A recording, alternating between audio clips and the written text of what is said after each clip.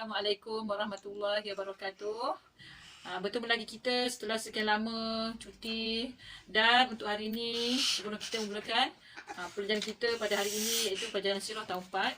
Baiklah, sama kita mulakan dengan membaca doa. Bismillahirrahmanirrahim. Allahumma ftah alaina hikmataka wa ansur alaina min khazaini rahmatika ya arhamar rahimin. Okey, sebelum kita mulakan pelajaran sirah pada hari ini, Ustazah berharap anak murid Ustazah semua dalam keadaan sihat, di samping keluarga dan kawan-kawan semua. Okey, untuk hari ini ialah kita akan belajar sirah, pelajaran sirah pada muka surat 40, iaitu tajuknya Bai'atul Ridwan. Murid-murid semua hendaklah buka buku teks sirah, iaitu muka surat 40, tajuk yang ke-6 berkenaan dengan tajuk Bai'atul Ridwan. Bai'atul Ridwan. Apa yang dimaksudkan dengan Bai'ah Ar-Ridwan? Okey, kita masuk kepada pengenalan apa yang dimaksudkan dengan Bai'atul Ridwan. Bai'atul Ridwan mempunyai 3 maksud. Yang pertama, Bai'atul Ridwan, murid-murid boleh rujuk pada muka surat 40, iaitu pada pengenalan. Yang pertama yang dimaksudkan dengan Bai'atul Ridwan ialah nama sepohon pokok. Yang kedua ialah perjanjian yang telah diredai oleh Allah. Dan yang ketiga dimaksudkan dengan Bai'atul Ridwan ialah sebagai perjanjian setia sehidup semati. Okey, jadi murid-murid boleh faham apa itu Bai'ah Ar-Ridwan. Sebelum kita masuk kepada penerangan seterusnya, jom kita baca sama-sama mengenai pengenalan. Bai'atul Ridwan berlaku pada tahun 6 Hijrah, iaitu diambil sempena nama sepohon pokok tempat umat Islam berhenti sebelum meneruskan perjalanan. Maksudnya di sini ialah Nabi Muhammad dan umat Islam yang berjumlah 1,500 orang telah pergi ke Mekah untuk menunaikan umrah.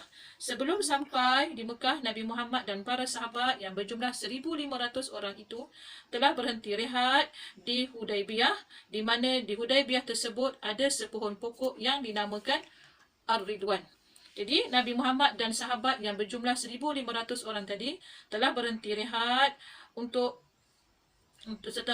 telah berhenti rehat sebelum meneruskan perjalanan untuk sampai ke Mekah. Ketika Nabi Muhammad berada di Hudaibiyah di bawah pokok tersebut, Nabi Muhammad telah menghantar seorang sahabat yang bernama Saidina Uthman. Murid-murid boleh rujuk pada muka surat 41, iaitu pada poin 6.1 sebab-sebab berlaku Bai'atul Ridwan. Jadi ketika Nabi Muhammad berada di bawah pokok di Hudaibiyah, Nabi Muhammad telah menghantar sahabatnya yang bernama Saidina Uthman, telah dihantar oleh Rasulullah SAW kepada ketua musyrikin Mekah, di mana Uthman tadi dihantar hanyalah sebagai memberitahu, ataupun Uthman tadi sebagai utusan daripada Nabi Muhammad. Apabila sampai di Mekah, bagi tahu kepada ketua musyrikin tujuan sebenar umat Islam datang adalah untuk menunaikan umrah. Kita tengok tadi pada muka surat 6.1, sebab-sebab berlaku Bai'atul Ridwan. Orang Islam mengadakan Bai'atul Ridwan kerana hendak menuntut bela di atas berita kematian Saidina Uthman yang diutuskan oleh Rasulullah SAW bagi menyatakan tujuan sebenar kedatangan orang Islam ke Mekah.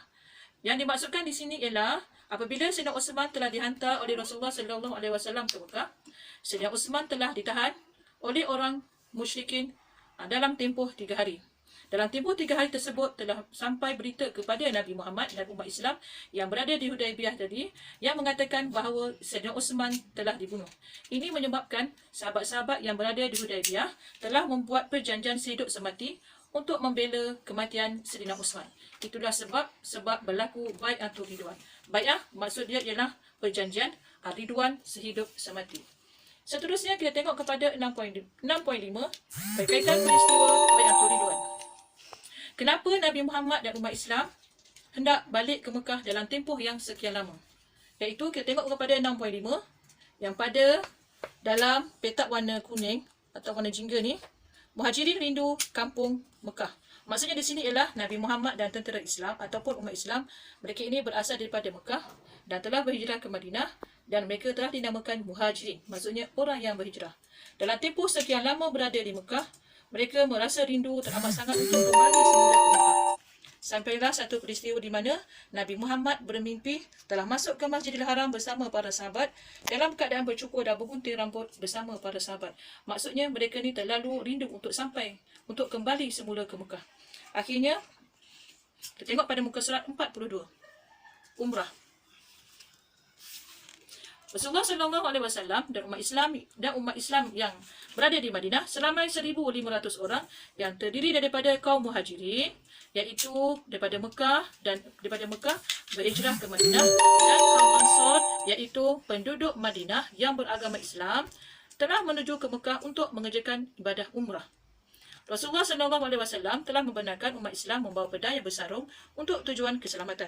Di sini bermaksud sahabat yang mengikuti Nabi untuk menaikkan umrah di Mekah yang berjumlah 1,500 orang itu, Nabi Muhammad telah membenarkan mereka membawa pedang yang bersarung untuk tujuan keselamatan.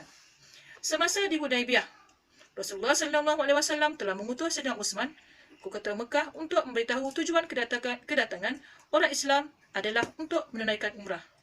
Sayyidina Uthman juga diminta menyampaikan berita gembira kepada kaum muslimin yang tertindas di Mekah bahawa kemenangan sudah hampir tiba.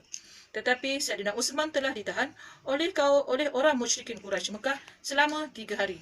Dalam tempoh 3 hari tersebut, berbagai berita telah sampai kepada Nabi Muhammad dan umat Islam yang berada di Hudaibiyah, iaitu di bawah pokok Ridwan.